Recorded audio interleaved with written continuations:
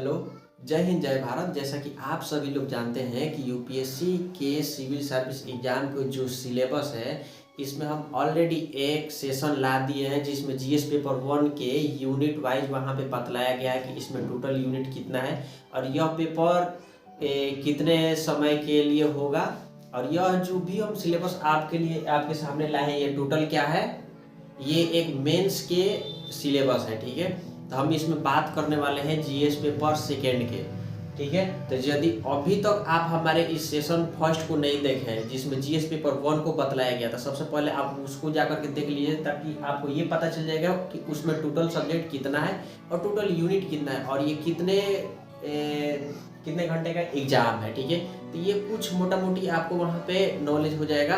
तो हम यहाँ पे आप बात करने वाले हैं सबसे पहले यहाँ पे जीएस पेपर सेकेंड के। तो सबसे पहले हम यहाँ पे बात करें तो इसमें टोटल हमें कितना पढ़ना है, 5 सब्जेक्ट और टोटल कितना 20 यूनिट हमको यहाँ पे कवर करना होगा, तब जाकर के हमारा जीएस पेपर सेकेंड हमारा कवर होगा। ठीक है, तो ये हो गया हमारा सब्जेक्ट और यूनिट, ये हमें टोटल कितना करना है। सबसे पहले देखिए जो हमारे जीएस पेपर 1 है इसको हम किस नाम से जानते हैं। सबसे पहले तो ये हमको जानना है कि मान लीजिए आप किसी बुक को पढ़ते हैं तो उस बुक का नाम क्या है और उसका मतलब हमको पता ना चले तो ये पढ़ना हमारा सबसे व्यर्थ होगा। ठीक है, तो सबसे पहले यही हमको जानना होगा कि इस सब्जेक्ट का इस जीएस पेपर सेकेंड का नाम क्या था। सबसे पहले देखिए यहाँ पे इसका नाम जो है शासन व्यवस्था। ठीक है, यानी कि शासन व्यवस्था, संविधान, शासन प्रणाली, सामाजिक न्याय तथा अंतर्राष्ट्रीय संबंध इसका नाम है। ठीक है, तो अभी इसमें हम बात कर लेते हैं बारी बारी कि इसमें 20 यूनिट कौन कौन सा है।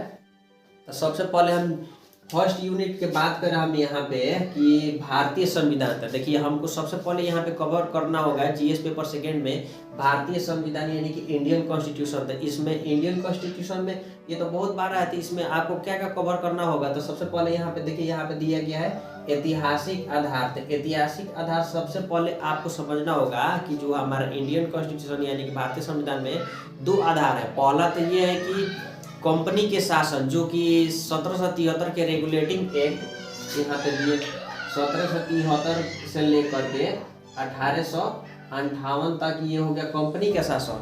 और वहीं यदि सेकेंड यहाँ पे बात किया जाए तो 1858 से लेकर के कितना 1947 तक ये हो गया ताज का शासन। ठीक है, यानी कि यहाँ पे सम्राट का शासन। ये 2 भाग में क्यों किया गया है, क्योंकि आप लोगों को जानना है जैसे कि आप सभी लोग जानते हैं कि 1857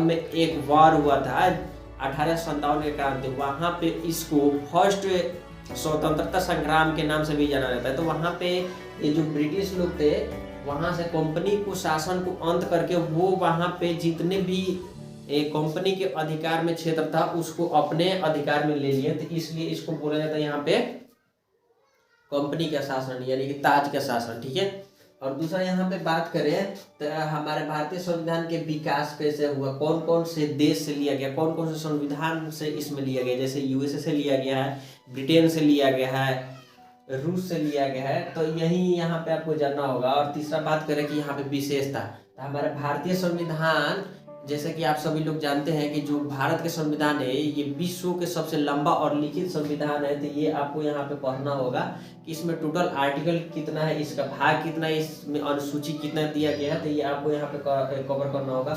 और यहाँ पे देखिए यहाँ पे अब उसमें संशोधन, जो भी मान लीजिए एक आप संविधान बनाते हैं तो संविधान में उसको संशोधन करना एक समय के हिसाब से आवश्यक हो जाता है। तो उसका महत्वपूर्ण प्रावधान क्या है संशोधन के। ठीक है, तो अभी तक स्टार्टिंग से जब हमारा संविधान बना है स्टार्टिंग से लेकर के अभी तक ये संशोधन के प्रावधान और बुनियादी संरचना ये आपको पढ़ना है। और सेकेंड यूनिट बात करें तो यहाँ पे क्या है, संघ और राज्यों के संघ। ठीक है, संघ एवं राज्यों के कार्य तथा उसके उत्तरदायित्व। ठीक है, जैसे कि आप सभी लोग जानते हैं कि भारत में 2 प्रकार के शासन है, एक तो केंद्र सरकार है, दूसरा राज्य सरकार है। तो वही यहाँ पे केंद्र सरकार को यहाँ पे संघ बोला गया है और राज्य सरकार के राज्य। ठीक है, तो उसका कार्य कौन कौन सा है और उसका उत्तरदायित्व क्या है। ठीक है, ये यहाँ पे आपको पढ़ना होगा। और तीसरा यहाँ पे संघीय ढांचे से संबंधित विषय। ठीक है, विषय एवं चुनौतियां और उसके स्थानीय स्तर पर शक्तियां और बीच का हस्तांतरण। ठीक है, और वहीं पे थर्ड बात करें तो यहाँ पे विभिन्न घटकों के बीच शक्तियों का पृथक्करण, विवाद निवारण तंत्र तथा संस्थान। और 4 नंबर है यहाँ पे भारतीय संवैधानिक योजनाओं कि अन्य देशों के साथ, जैसे हमारा जब भारत के संविधान बन गया तो जैसे कि आप सभी लोग जानते हैं कि जो संविधान है तो इसमें आपको 2 संविधानों के बीच में तुलना करके भी पढ़ना है। जैसे हमारा जो फंडामेंटल राइट है यानी कि मूल अधिकार, ये यूएसए के अधिकार से लिया गया है, ठीक है। तो ये यूएसए के अधिकार में और भारत के अधिकार में ये क्या अंतर है, इन दोनों को एक दूसरे के बीच में आपको ये कंपेयर करके यानी कि तुलना करके आपको पढ़ना है, ठीक है। और ये अगला यदि यूनिट हम बात करें तो संसद और राज्य विधायिका, ठीक है। इस संसद की संरचना कैसे होता है और विधायिका की संरचना क्या होता है और संसद की कार्य क्या होता है, यहाँ पे ये आपको देखना है और उसकी शक्तियाँ क्या क्या है, ठीक है। तो किसका शक्ति देखना है, यहाँ पे सबसे पहले संसद की शक्ति और राज्य की शक्ति, संसद की संरचना कैसा होता है और राज्य विधायिका के क्या कैसे होता है संरचना, उसका कार्य और शक्तियाँ और विशेषाधिकार और इनसे उत्पन्न होने वाले विभिन्न मुद्दे, इनसे कौन कौन से मुद्दे उत्पन्न होता है। करते हैं हम अपने अगले यूनिट के तरफ कि सबसे पहले हमें यहाँ पे पढ़ना होगा कार्यपालिका और दूसरा पढ़ना होगा न्यायपालिका और इन दोनों के संरचना कैसे होता है, इसका संगठन और कार्य, ठीक है। और सरकार के मंत्रालय जैसे वित्त मंत्रालय हो गया, विदेश मंत्रालय हो गया, गृह मंत्रालय हो गया, तो इन सब के बारे में आपको भी ये पढ़ना होगा। और यहाँ पे इसको प्रभाव, ठीक है, प्रभावक समूह क्या क्या है यहाँ पे। और अगला जो यूनिट हमारा है वो है जन प्रतिनिधित्व अधिनियम की मुख्य विशेषता। यहाँ पे जो जन प्रतिनिधित्व होते हैं उनका यहाँ पे मुख्य विशेषता क्या क्या होने वाला है। और अगला हमारा जो यूनिट है कि विभिन्न संवैधानिक पदों पर नियुक्ति, ठीक है।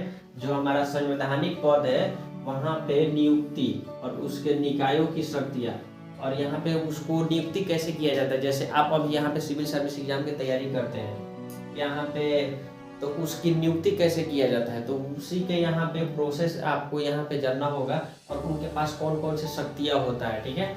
और यहाँ पे अगला जो है संवैधानिक विनियामक और विभिन्न अर्ध न्यायिक निकाय, ठीक है। और बात करते हैं सरकारी नीतियों और विभिन्न क्षेत्रों में विकास के लिए हस्तक्षेप और उनके अभिकल्पन तथा क्रियान्वयन के कारण उत्पन्न मुद्दे। जब यहाँ पे सरकारी नीति आएगा तो उसको संचालन करने के लिए उसमें जो भी उत्पन्न मुद्दा होगा उसके बारे में आपको यहाँ पे पढ़ना होगा।